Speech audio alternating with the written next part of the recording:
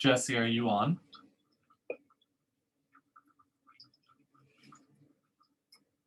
Pardon me? Okay. Are you going to be in here for the waiting room? I'll be on, yeah, but if, I mean, I'll try to keep an eye on it. Okay, Get awesome. it. Just, I can't really do much when I'm sharing my screen, so it's lovely like that. Can y'all see me, or is my screen just gray?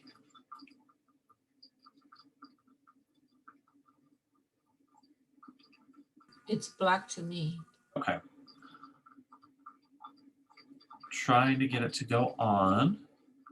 We'll give it about 2 minutes and then we'll get started with Ignite. Let everyone get in here and we'll get going.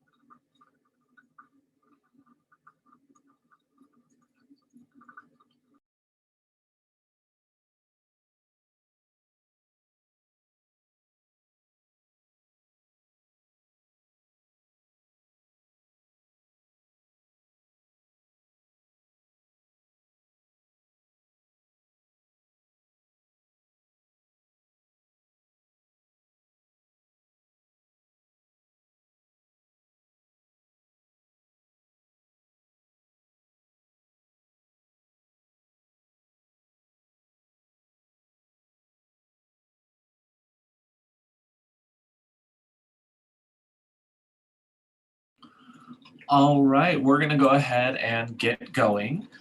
Welcome, everyone. I do apologize for a little bit of background noise. I've got my coffee maker going. I thought I'd be here earlier, but traffic was just a little crazy coming to the office. So today we're going to be talking about Ignite Elementals Session 6, Make and Receive Offers.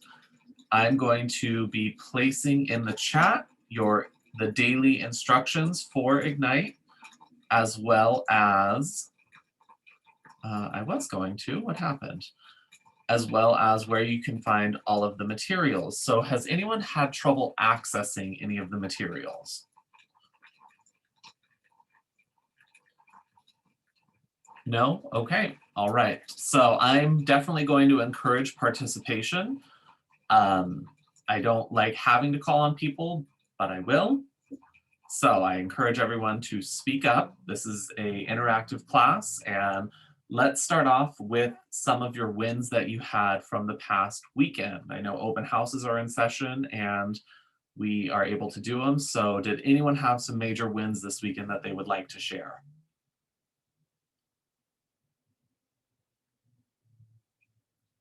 Well, at 790 Shoreline, we had the open house for 2 days, Saturday and Sunday.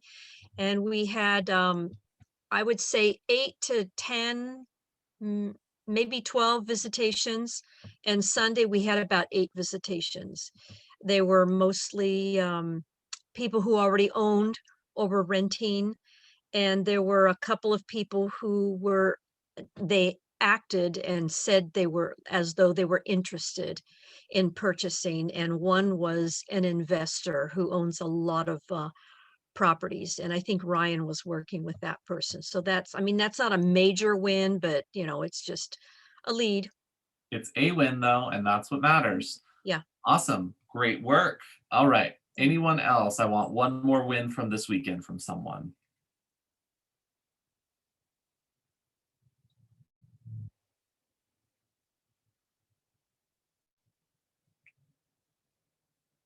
Linda Zimmer, what was your win from this weekend?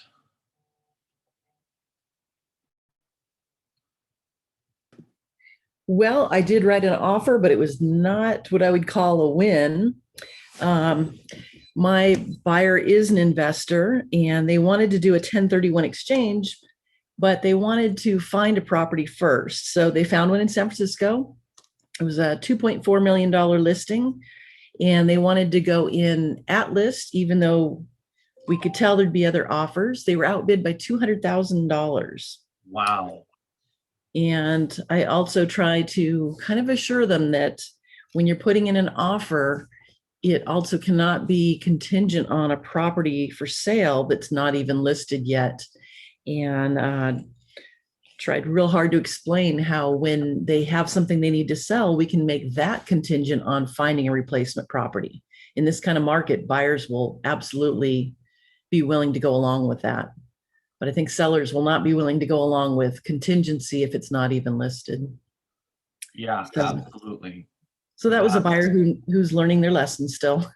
Yeah, but you know what? The win for you in that is that you were able to have that conversation that so many people don't know how to have. So great job. All right, so I am working on sharing my screen right now. It should be loading up any second. For those of you who don't know me, my name is Jordan Thorpe. I am the Market Center Tech Trainer for Keller Williams Santa Cruz. I am one of the social equity ambassadors here as well.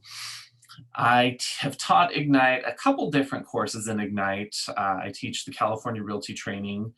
So anyone who's coming to get their license, I can teach them there. And one of the reasons I really like this particular course is because it's so it's the difference of working in your business and on your business. And this is really one of those things where we get into the nitty gritty with stuff and we can kind of work through putting together a solid package to make it a win for your clients. Now, let's see if I can share yet. Doesn't want to work with me. Jesse, have you made me the host? I made you co-host. Okay. I don't know why it's not working. So, in the meantime, I will probably be pulling out my laptop because we can't be waiting around for this one. Does everyone have their participant guide up? Yes. Okay, does everyone know where to find the participant guide? Yes. Okay, great. So if you don't know where to find the participant guide, I have placed it in the chat, the instructions in the chat. It's a download. It has all of the stuff for, what's it called? For Ignite. So you go in there and you can open up the file. And with that, let me grab Laura's email.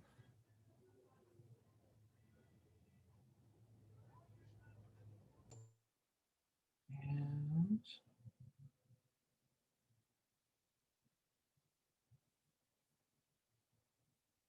let me get in here.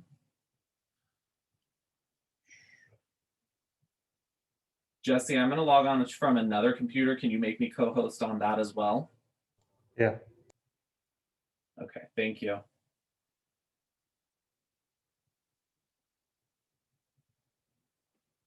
Okay.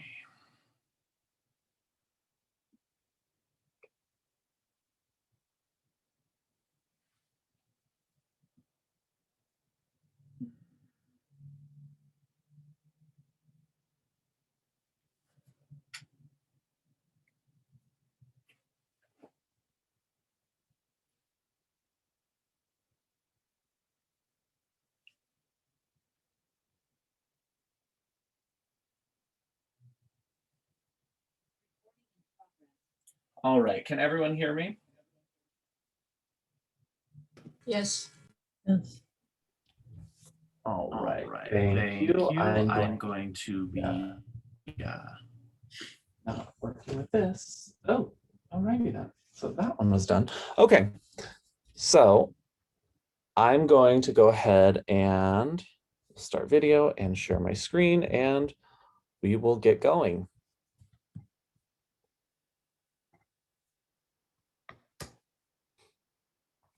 All right.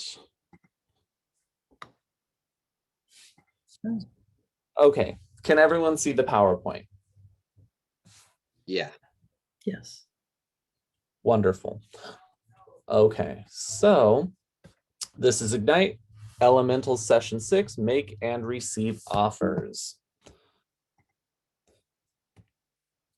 All right, so there are a couple things successful agents do every day. They focus on growing their business and they focus on running their business. With this one, we're going to be talking about number 2 and 3 in the running your business category, showing buyers houses and negotiating contracts. And if you haven't been on a showing before, it is probably one of the most fun parts about real estate. You really get to sell the house to the clients. You get to see all sorts of different fun stuff from different houses, different architecture. So that is really interesting to me, at least. And negotiating the contracts, I like to really help my buyers get creative and look for the creative nuances of a contract when I'm representing a seller. So I think that part is also incredibly fun. And why isn't that changing? All right. So here is the kind of lay of the land. We have the offer process, preparing the offer, writing the offer, presenting the offer, responding, recaps and ahas, and daily success habits. And this is going to focus on 2 sections. We're going to focus on writing the offer when we're representing a buyer, and then we're going to be focusing on reviewing the offer when we have a seller. So with that, let's see, tap to download.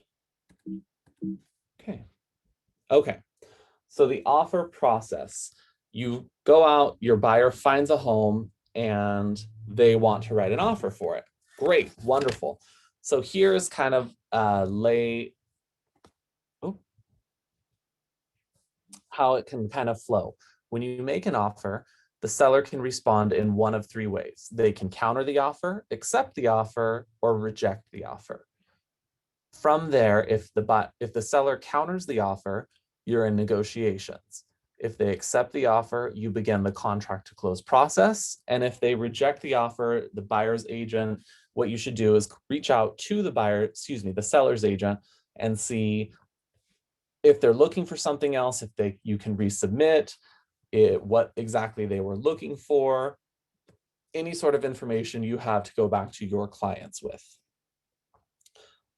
One of the really important things to keep in mind is that emotions are incredibly high for all parties in the situation.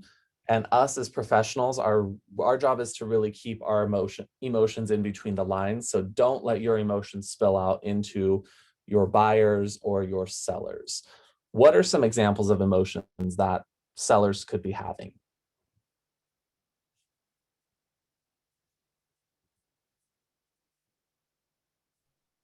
Anxiety. Sellers could be having a lot of anxiety. Buyers could be having anxiety too. What about the seller who is selling the home that they grew up in? What kind of emotions do you think they're feeling?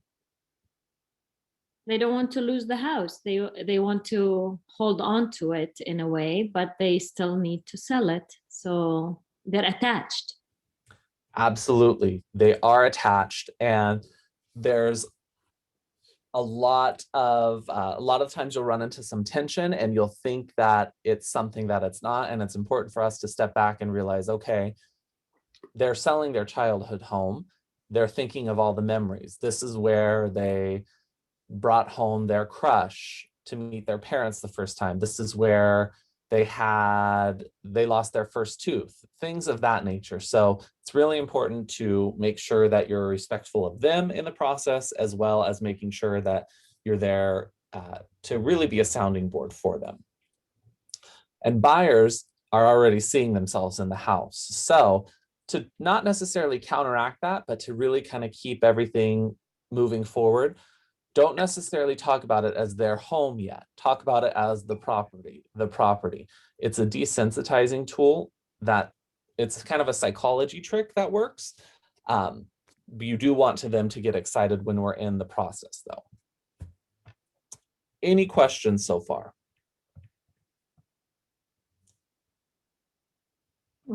Great. All right, preparing the offer. So in the toolkit, there's a checklist to prepare the offer, and it runs through a couple different things. So this one, you'll see obtaining the buyer's pre-approval letter from the lender, produce a comparative market analysis, review the tax records, and ensure the property is still available. Me personally, I am not someone who would produce a CMA for my buyers.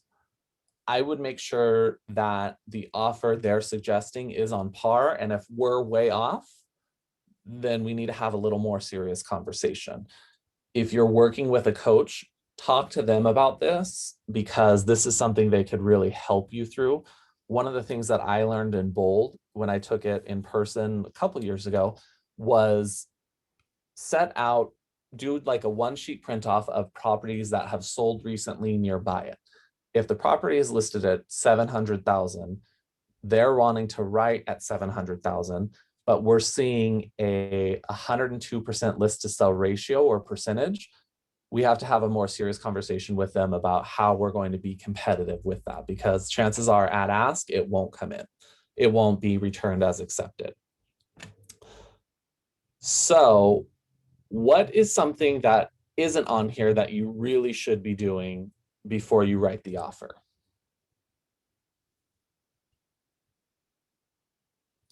If you're writing an offer for a client, are you just going to submit the offer with no conversation with the listing agent?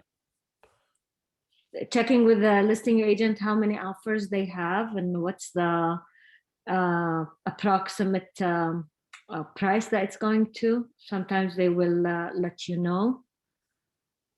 Yeah, sometimes they'll let you know about where the offers are, how many they have.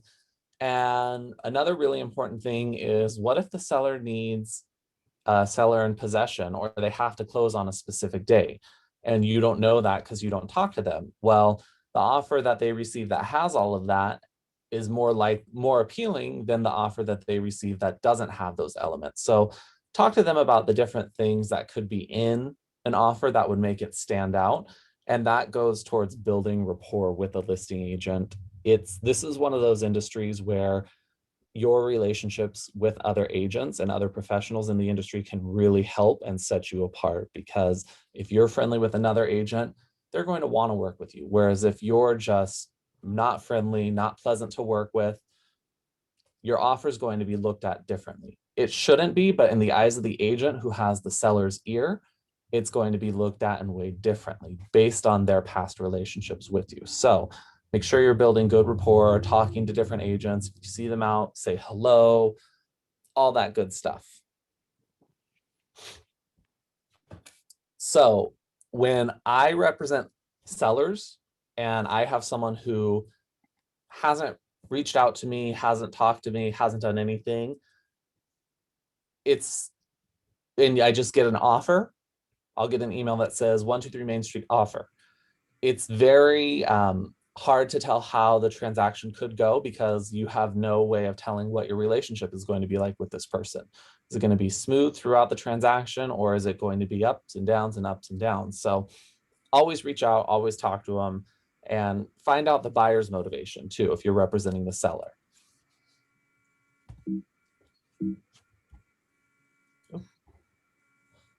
Writing the offer. So checklist to write an offer, you want to make sure you have pricing and terms, the seller's disclosures if they have them uploaded, the conveyances, earnest money, the time for acceptance, and financing terms.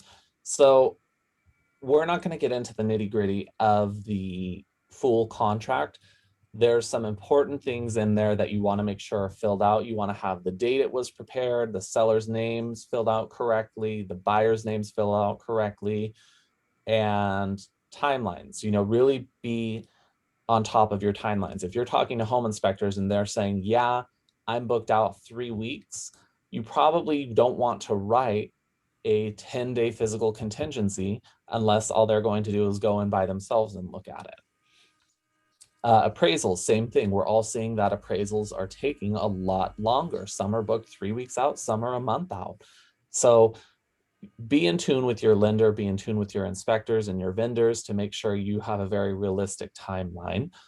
And the financing terms, make sure those are tight. So I wrote an offer the other day, and before I sent it out, I caught that instead of the purchase price being X amount, I wrote that the increased deposit is going to be the purchase price or the remainder of the loan instead of putting the loan balance. So having a friend help you look over, or a coach, I can't stress that enough.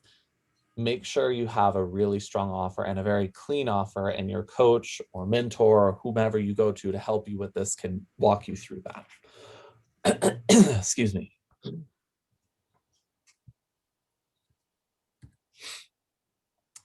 You can create the offer in Command. We're not going to be jumping into Command and how to do that. That's all for another class. Each office is going to have their own kind of practice that they want you to do. For me, I usually don't put an offer into Command until I have the offer accepted, because then I can get all the documents in there, link it on DocuSign, all of that. Excuse me, I have a question. Sure. Now, when you are writing up this offer, Mhm. you're doing it on the template, the car template, or are You're you doing doing it it- on paper?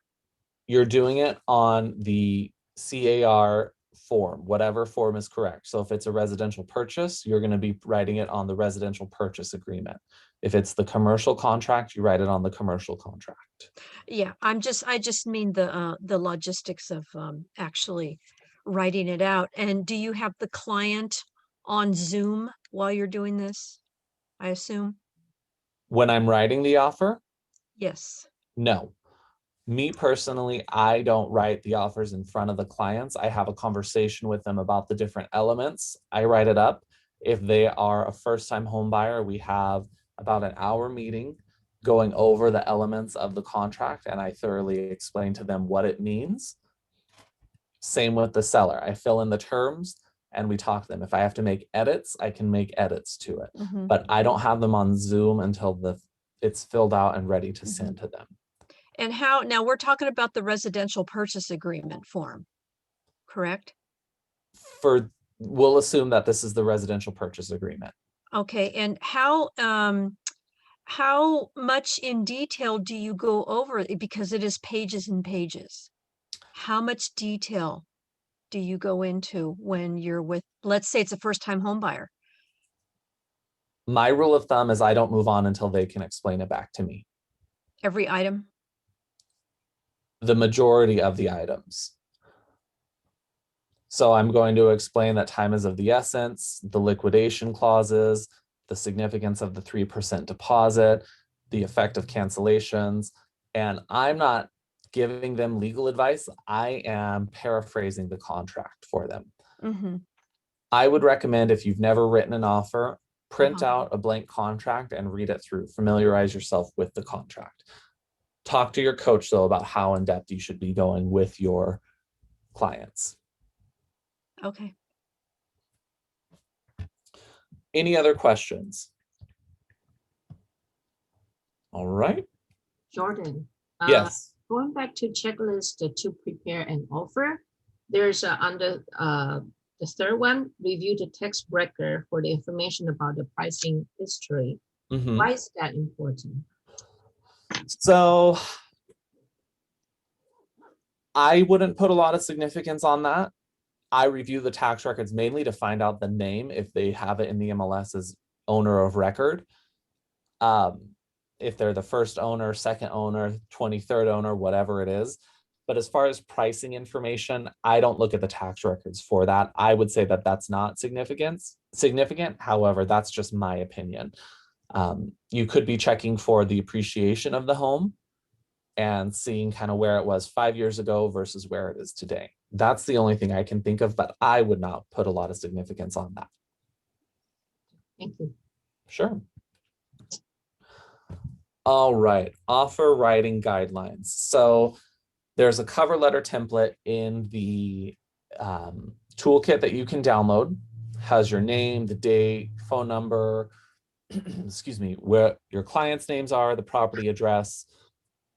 I have one that's a little different. Mine's a full page, and it just talks about me and how great I am. No, it doesn't say that. It talks about who I am, how long I've been in the business, my background, and then it highlights the points. We're going to have a professional transaction. I'm not going to blow up your phone. I'm not going to call you a million times. I'm going to call you once, leave a voicemail, or text you once, leave a voicemail, email you once. And it's not going to be this, oh my gosh, I don't want to hear from this person. We're going to close. I'm going to fill out all the paperwork necessary. You're not going to have to chase me down, and we're going to get paid at the end of this. So this accompanies the RPA. So when you submit an offer, what I like to do is I put my cover letter on top, Uh-huh. and I send this all as one document. I'll give you my preference. I send it all as one document. Mm-hmm. I don't like receiving offers with 10 different documents, so I keep it all succinct in one file. I have my cover letter on top, then it begins the RPA, then it begins my client's pre-approval letter, if they're buying it with a loan, then I have their proof of funds to close underneath that. If there's a disclosure packet, I send that as a separate, I have that as a separate attachment. So there's 2 attachments, but I have the entire disclosure packet as one file too, not 10 different files. And you can download the CAR RPA to a file, and from there you send it off. Correct. Okay. So you can customize the cover letter however you would like. I would really highlight the values of you and how you're going to ensure that this transaction is going to close. So role play, it says to role play. We're not going to be doing role play because that would, excuse me, take up too much of the time. When you're writing the offer though, one thing that is important to keep in mind is sometimes you're going to have to make changes with the offer. And there's a couple ways you can do that. You can do it on your computer. If they're signing digitally, you can go in through DocuSign and make corrections to it and add their initials to the places you made corrections. Stuff can be stricken out and they have to initial there, or you can rewrite the entire contract. It's a matter of preference for you. Questions on the offer writing guidelines or your, excuse me, or your cover letter? Do you fill the summary page? For the offer, for the terms of the offer? Mm-hmm. No. So I put that in the body of the email and I summarize the key points of it. Hi, listing agent Joe. Thanks so much for considering our offer. Here are the terms of our offer.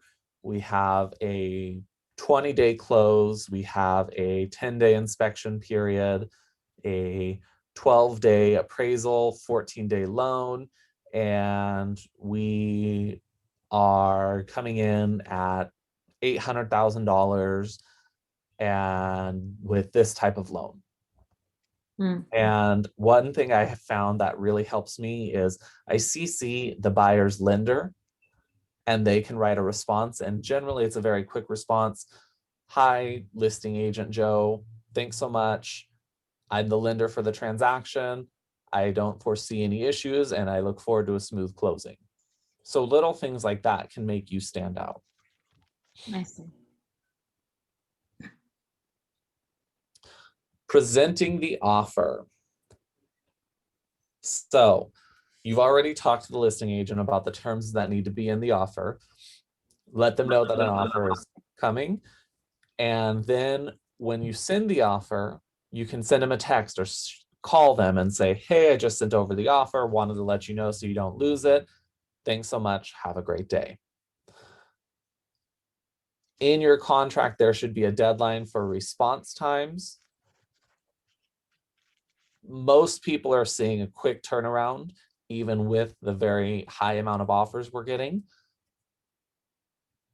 One thing to inform your clients of is don't make a timeline so strict that the sellers really can't think through it, or if it goes against what they have in the MLS. Now, this brings up the whole preemptive offer thing.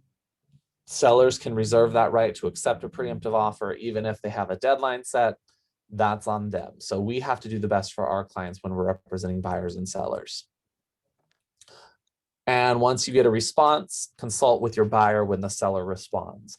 So one of the things that I've made a practice in my business is I call my buyers or my sellers. Oh, I yeah. don't like to text them if an offer comes in.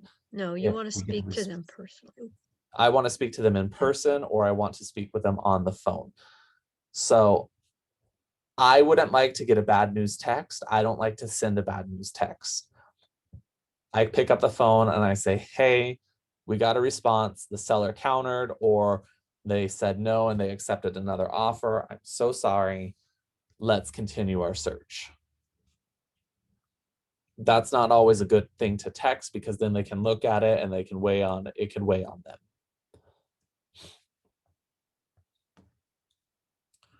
All right, so that's a role model presenting the offer. Any questions about presenting the offer to the listing agent? Yeah, so one quick question. Sure. Usually when I write the offer, let's say like I write the offer at 10 a.m. I kind of put the deadline to be at night.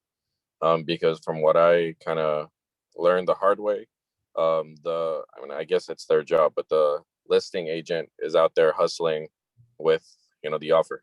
And they're calling people saying, hey, the offer is 8, this one's 8:10. If, you can get me 8:15, it's yours. And even though when I'm talking to them, I try to build that relationship, and they're like, oh, no, I got you. We'll take care of it. And also, and they call me back, hey, so sorry. Actually, last minute, we got an offer at 8:30, all cash, or the same number, all cash. And I'm like, oh, okay, I guess. But kind of how would you I guess, teach me or the class on your experience, or what we should go on that kind of route?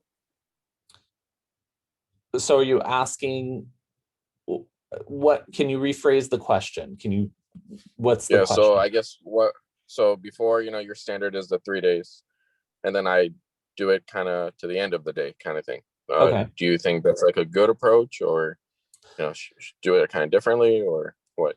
So this kind of brings up a tricky situation, but that's a really good question.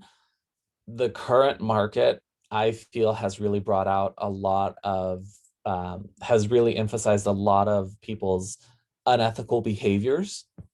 And they are shopping a lot of offers. And, hey, if that's how they want to do their business to get the most for their sellers, that's on them. We can't control them. I always try and make it realistic. I'll talk to the listing agent and I say, when do you all anticipate reviewing and responding to offers? What would you like our response deadline to be? Because the reality is if we set a 12-hour window of it and it expires, if your buyers are willing to walk away from it, then walk away from it. If not, it's just a bluff. So talk to them, see what they have.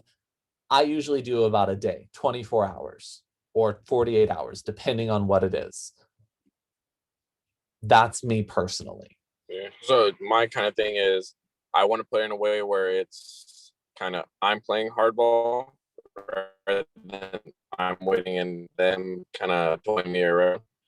Because if I give them too much time, then they're out there, bringing it to the other agents. But if I don't give them enough time, like you said, that kind of blows up in my face. So it's kind of a two-way. And if you're playing hardball and the agent calls your bluff and your clients aren't willing to walk, then what? Yeah, exactly. That's what I'm saying. So, but either way, it's a hard situation. Yeah, it's a hard situation. And, we don't have control over the listing agents as much as we would like to be like, take our offer. You have to respond in this time. It's in the contract. There's nothing we can really do. Did that answer your question? Yeah. Just Okay. it's a fun part. you kind of learn different personalities when it's, Mhm. you know, a different peak of the season and stuff. Yep, absolutely, absolutely. Okay, now we're going to get into representing the seller. So there's a couple key components of this: receiving the offer, gathering the information about the buyer, presenting the offer to your client, and responding to the offer.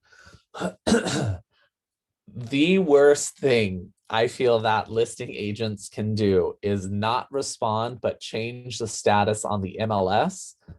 And you get a text from your clients, hey, the house is pending or contingent. Have you heard anything? Then you have to reach out, call the listing agent, and get the bad news from them and then relay it to the seller. Don't be that listing agent. Even if it is just an email response back, thanks so much, here's the amount of offers we received, seller went with another offer, best of luck to you. That's the bare minimum you can do. Okay, so checklist for reviewing the offer. Now these are, think of this as a suggestion. These are, you can add to these things based on your experience. You can take things out based on your experience. This is what works for you. So some of the things to look over: make sure the address is filled out properly. Make sure there's a price in there, that the earnest money deposit is in there. And what do we always look for with an earnest money deposit? What's the golden number there? The one business. 3% of the purchase price. If your earnest money is in escrow as 3% and you are seeking liquidated damages from it for some reason, it's easier to obtain it. I shouldn't say easier.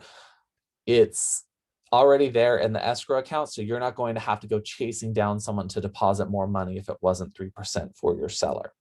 That's a legal issue. We always try to avoid it though. Make sure there's time for acceptance filled out. If it's not, it defaults to the 3 days. Is there a pre-approval box checked? Do they have the letter in there?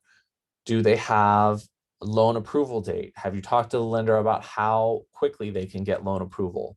What are the financing terms? What's the closing date? Is there a home warranty? What are the sellers paying for? What are the buyers paying for? So I'm in Santa Cruz County and we have a thing called sewer lateral ordinance. I don't know if they have that in Santa Clara County, but one of the things that a lot of sellers don't know is that they have to have their sewer lateral inspected.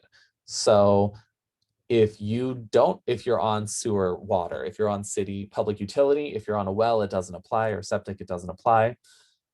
But you have to have that done before the sale, and then you can negotiate the terms of who is going to pay for it, pay for the work that has to be done. So making sure those boxes are checked and making sure it's really the best for your seller. Okay. Quick question, sorry. Sure. So let's say I have a listing and I have whatever 4 offers that come in. Do you from your experience, should I call like each lender first after, you know, I do all the checks and just kind of say, hey, you know, your client, you know, how, what would you ask? Because I know all of them are going to say, no, this guy's perfect, or they'll close. But what's kind of like a good way of filtering through, you know, the bluff by the lender? Yeah, so one of the things that I'll usually ask them is, how long have you been working with this particular client? And they'll say, oh, 6 months. Okay, so that tells me the buyers have been looking for a while, or they've been doing the work to get pre-approved and they just haven't had luck. And then I will ask them, one of the really important things to know is, are they a direct lender? Do they do stuff in-house, or does it have to be outsourced? If it's in-house, things can be expedited a lot quicker. So FHA, VA, sometimes those take a little bit longer because they have to go through different approval processes. If it's a direct lender, they are able to bypass that and do it all in-house. So that's a question to ask them. Usually if it's a lender that's well known, chances are they're going to make the loan happen. And that, I don't know how long everyone has been in real estate. That's something you just pick up through networking and practice and representing buyers and sellers. But I just try and keep it pretty general with them. do you foresee any issues? Do you foresee any rate changes coming down that are going to affect it? Have they been in their current position at work for a substantial period of time? Because if they say no to that, and then it gets to final loan approval and the lender ultimately decides that they can't do it based on the work history, then we have an issue. Are you a direct lender? How quickly, are you really able to close? This says 21 days. Do you feel incredibly confident that you could do this? And, if you have a relationship with a lender, it's okay to joke around with them. I have a lender that I'll joke around with and I say, okay, well, if it doesn't close, then you're writing the check. So, try and make it as fun as you can, make it light, because everyone is always so tense in this industry. So you receive an offer, you notify the seller that you've received an offer. This says to update the CMA. I would reference the CMA and check and see if it's on par with where we were as far as pricing. You don't have to, though. Present the offer, and the things you want to consider is the price where the seller wants it to be? What are the repairs or the items that the buyer is asking for? What's the buyer's motivation? Well, right now, people are just trying to get a house with a lack of inventory. What contingencies do they have in place? Do they have to sell a home to buy a home, which isn't always a bad thing in this market? Do they have to wait until the end of July because then their lease ends and then they're not going to be breaking a lease and it won't damage their credit? Do they have a VA loan, and if you accept it, Section 1 work has to be completed? What sort of processes are in place in the offer? And then the seller can reach a decision. They can counter it, they can accept it, they can reject it. In this current market, what I'm seeing a lot of listing agents doing are taking like top 4, top 5, and countering those ones. So some agents are doing that, some are not. That's a matter of how they run their business.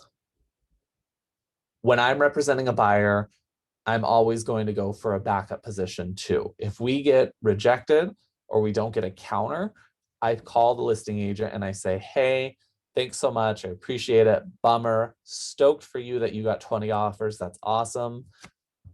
Are your sellers willing to consider a backup position offer? And sometimes they'll say, no, not really. And I say, well, you do realize that we're seeing a lot of back on markets lately. Yeah, I'm confident that it'll close. Okay.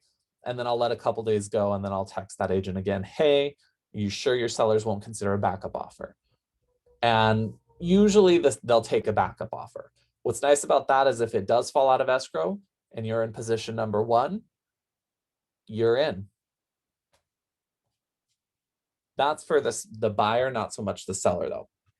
For the seller though, obtaining a backup offer is also a good thing too, because our job when we represent the seller is to really sort of make the transaction as seamless as possible, bulletproofing it, if you will. So if something falls out in the current offer and you don't have anything, it's better to go with your backup offer. Most of the time, it's better to go with your backup offer than to go back on market. And then the public sees, well, wait a second, this was under contract. What happened with it? Is something wrong with the house?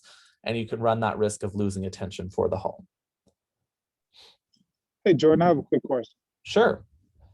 So when you have your buyers go in a backup offer, are you still actively shopping for other options for those buyers? So we are still looking at homes.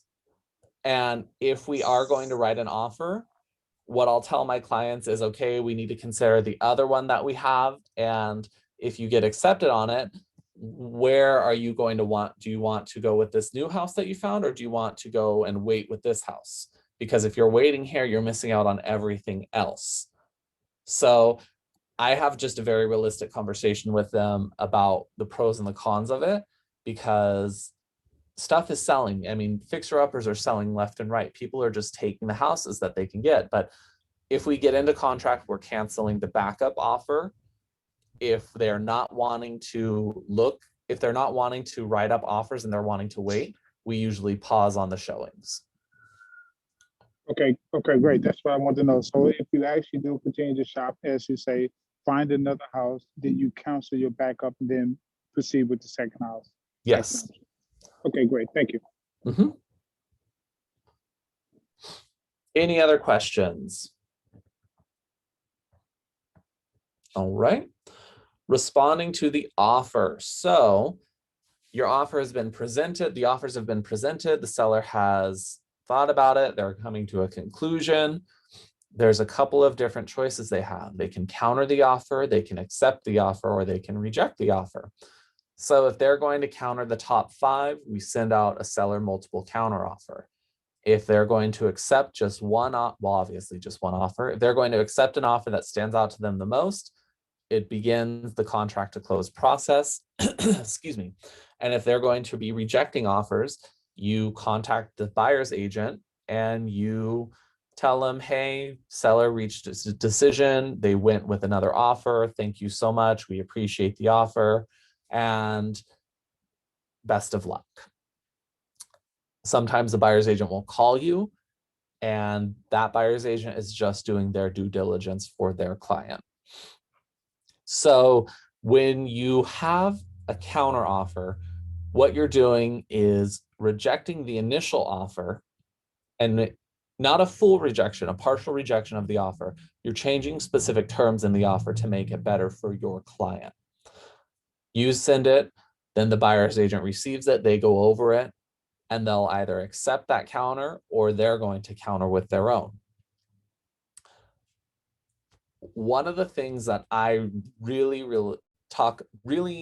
informative with my clients about whether buying or selling is kind of smaller amounts. So if we're negotiating over $500, I'm going, for the buyers, I'm going to have a very realistic talk with them. And my favorite script for them is, what is $500 over the course of 30 years? And they kind of look at it and they're like, oh, and then they see it's less than $1 and they're going, oh, okay, that makes a difference. Same thing with a seller. What is $500 going to do? If you're netting $500,000, what is the $500,000 going to do? And they kind of look at me, and probably a lot of them want to be like, get out of my house, but my job is to have those tough conversations with them. Of course, I always want them to make the most that they can, but if they're going to lose something that's very good for them over a smaller amount, I want to find out the significance behind that amount, their motivation as to why they want it, and what are alternative solutions we can come to. Any questions on the decision portions? All right. So this has us role playing, responding to the offer. So when you are in, or I'm going to go back to this slide real quick. When you're in this sort of countering offer, accepting the offer, rejecting the offer, if you're countering a lot of them, you're using a seller multiple counter. If you're only countering one of them, it's just a seller's counter. There's always going to be something in the contract that you can counter. It's the rare occasion where you get a perfect contract that just gets accepted right away. When you do, it's an awesome feeling. Definitely gives you a boost of confidence. Hey, I wrote a really good offer. And as a listing agent, if I get one of those, I'm thinking, okay, this person knows what they're doing, how to be professional. We're going to have a smooth transaction. So picking up on those small nuances really makes a difference for your clients too. And ultimately, it's their decision. One thing that I learned very early on in this industry is I can't want it more than my clients want it. So I can't be pushing an offer that they don't want because it's their home that they're selling. I have their ear and I can definitely talk about the pros and the cons, but I can't want it more than them. Does everyone understand what I mean by that? Yeah. Yes. Definitely. Okay, wonderful. And now don't get me wrong. I want to do great for my clients. I want their referrals. And of course, I want a commission check. That's what pays my bills. In this market, I know that another offer is very easily obtained as long as you're priced correctly and you're marketing it great. then that's what you need to focus on as your best service for your clients. All right, recaps and ahas. So when we started this, we were going over the buy side of it, and then we transitioned to the sell side of it. What are some key takeaways that you have from the buy side when you're representing a buyer?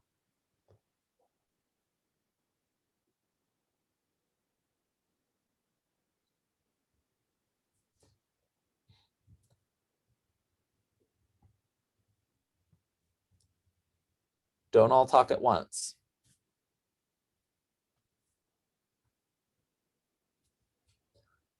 All right, what's something that you're going to incorporate in your business when you're representing a buyer or a seller? Well, I was going to say having the cover letter is important, where you have everything, the crucial items that you want to present on that cover letter. Yeah, absolutely. yeah, Putting yeah. that in there is I found it makes a really big difference for the agents who are receiving it.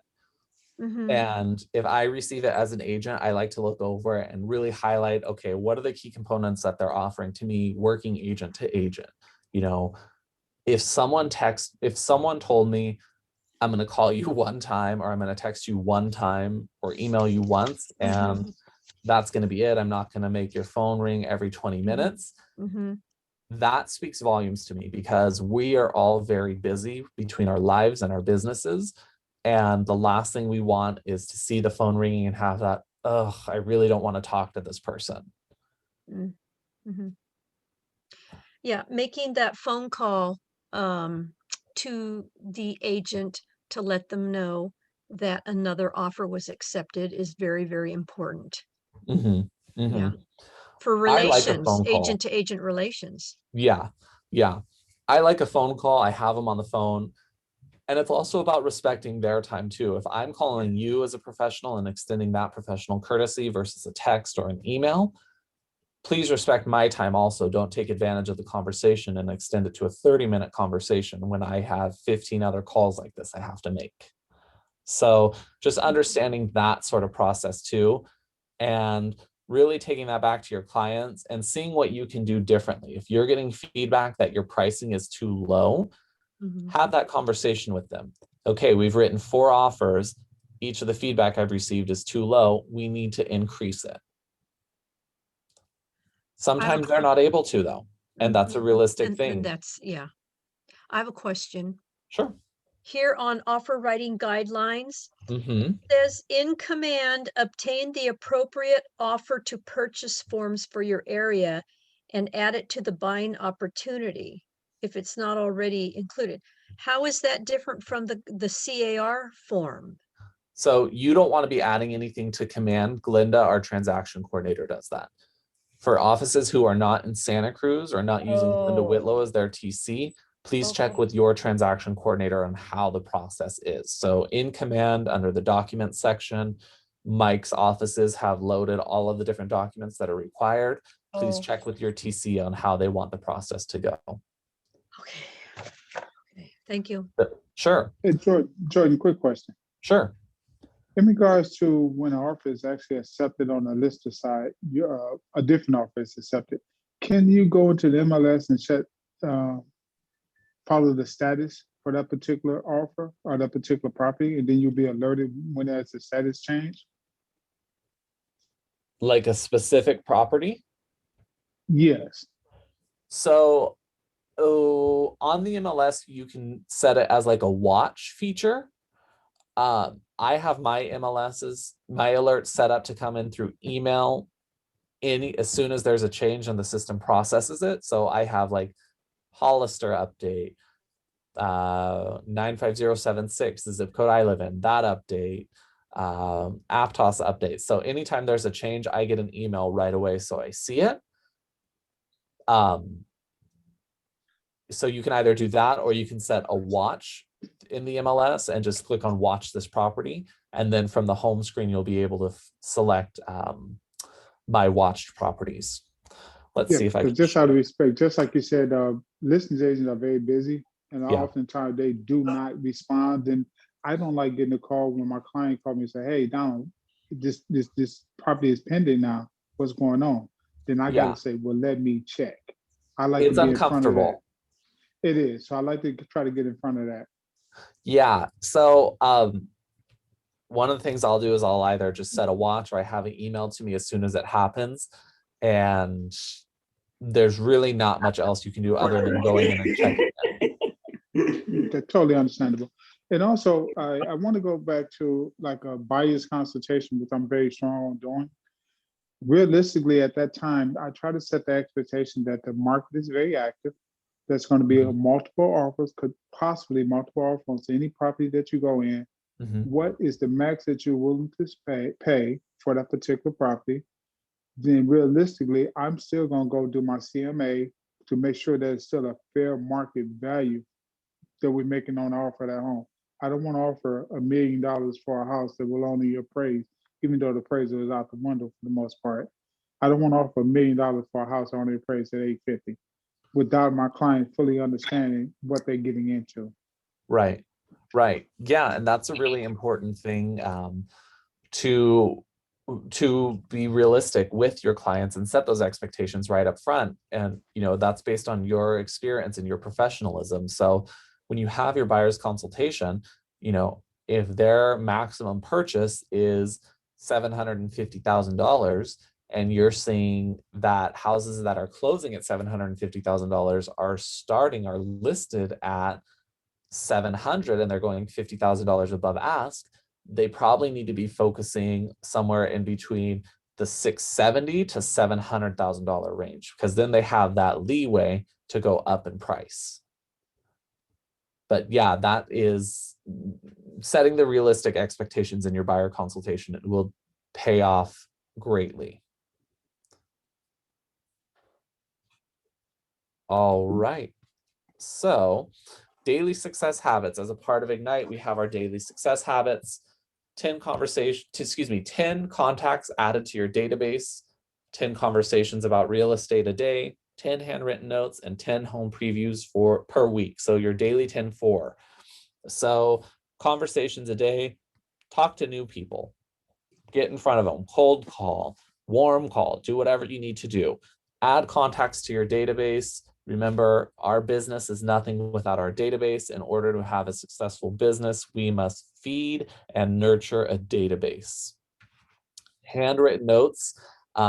I love handwritten notes. I love cards. I have a card service, so AM cards, that's a great tool as well.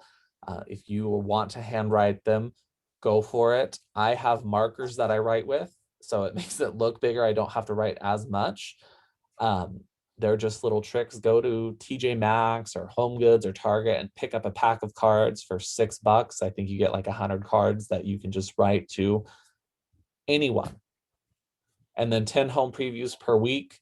If you're able to get in your market, go start previewing your homes. The more you know what's out there, the better you can do for your clients.